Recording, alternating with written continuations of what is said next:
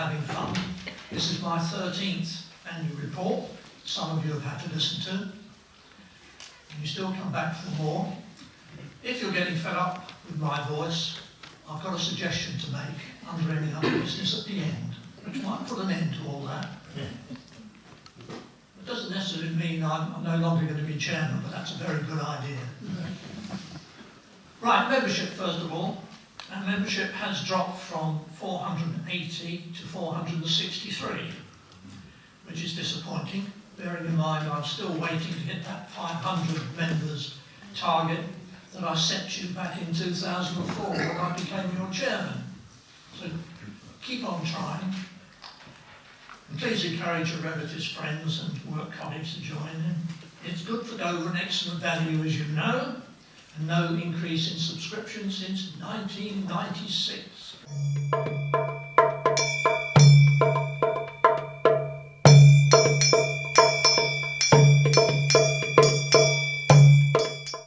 Following hot on the heels of the Dover Bluebird Heritage Trail, we have another trail in the offing, which is Dover Royal Marines Heritage Trails, in the plural, I think.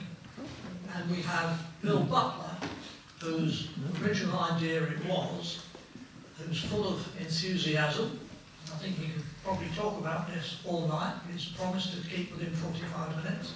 He's a founder trustee of the trust that's been set up to deliver this project. So I'll give a warm welcome and thank you for stepping in, Bill, at the last minute. Bill Butler. Thanks very much, Derek. Thank you for dropping me in it. First of all, I need to give you a bit of background about me, because you must think I know an awful lot about Royal Marines and Royal Marine heritage and that sort of thing, but I'm not a historian. My background is sort of from the military family connection, but I had no intention of joining the forces. I'd seen all of these squaddies in Aldershot and various places marching around. I didn't want to do any drill, so I wasn't going to get involved with the military at all. Besides that, in those days, in the mid-60s, it was quite possible with the education system we had to leave school with 3 potential job offers. One of them did bring me down to Deal, to the Royal Marines School of Music, because at 14 years of age then, you could actually join. 14, you could do the interviews, 15 was the earliest you could join. But you could actually join as a Royal Marines bandsman. And I thought with my clarinet, that would be a really wonderful thing to do. Came down and they immediately made us march, so that wasn't a tick in the box for them. And they asked me what instruments I played. I said the clarinet. They said we'd like to play the violin. I thought, okay, well that's an interesting one. At the same time, I already had an interview with the editor of the Aldershot News, which is a military connection there, and I had a possibility there of becoming a journalist. I could have been presenting Newsnight or something now on the strength of that. But I decided in the end to go for Hampshire Police, and as a police cadet, I turned up at Winchester, and the first thing they made me do was blinking well march around Winchester Police, Hampshire Police Headquarters. And that's how I sort of got involved again with discipline. I tried to avoid that word discipline. I eventually moved on into teaching in the world of education, and I know a lot of faces, I have several faces in here, and some of you will know me from my days with KCC, where previously I'd been the Area Youth Services Officer. Got involved in organising the Triangle Awards. Some of you may have seen me at the back of dark halls with the sound engineering desk, trying to be a sound engineer, because I quite like that. But it was really enjoyable being able to work with youngsters across this district with school shows. I probably did about 3 million productions of Oliver and Annie. The best ones I ever did. One in particular with Edmund School, which will always stand in my mind. The first production of Les Mis, which was the first school production, which happened a few years ago now, but it was an outstanding performance. That's the way some of you may have seen me in the past.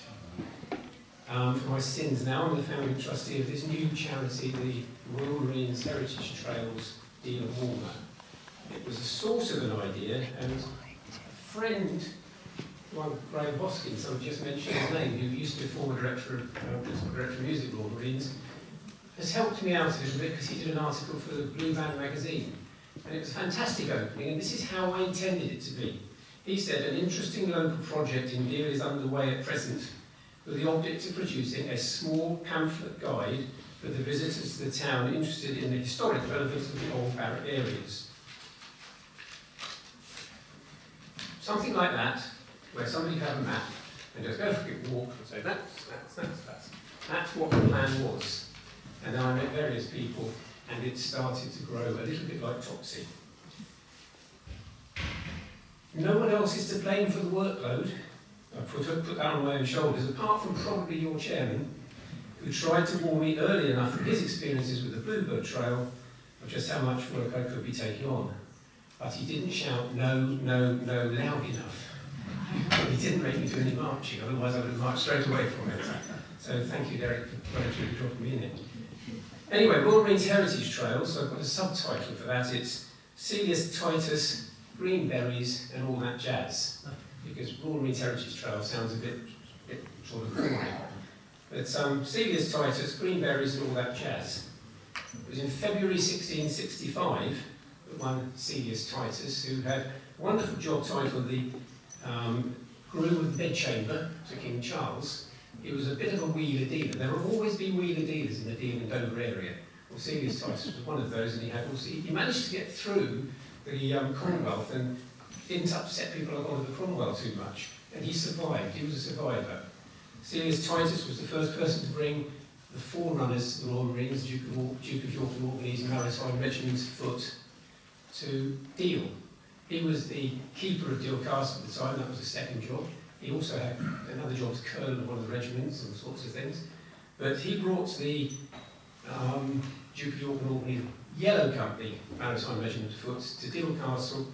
They had a little bit of problem with smuggling and with discipline in the area, and it was the Yellow Company of what became the Duke of York and Orkney, what became the Royal Marines, that Celius Titus brought up to Deal. They were in and out of Deal for many, many years because of the naval yard and the fact that that wonderful anchorage off Deal meant the naval yard was providing the victualling, providing the boatmen of Deal had a great job going backwards and forwards, bringing the goods ashore and taking the stores out. And there was a fantastic industry for smuggling. Smuggling was something that was sort of, it's never gone away really, has it? But it was the Royal Marines in their early forms that were trying their best either to get involved, because they are former Royal Marines for example, or sort of quell the issues, quell the problems.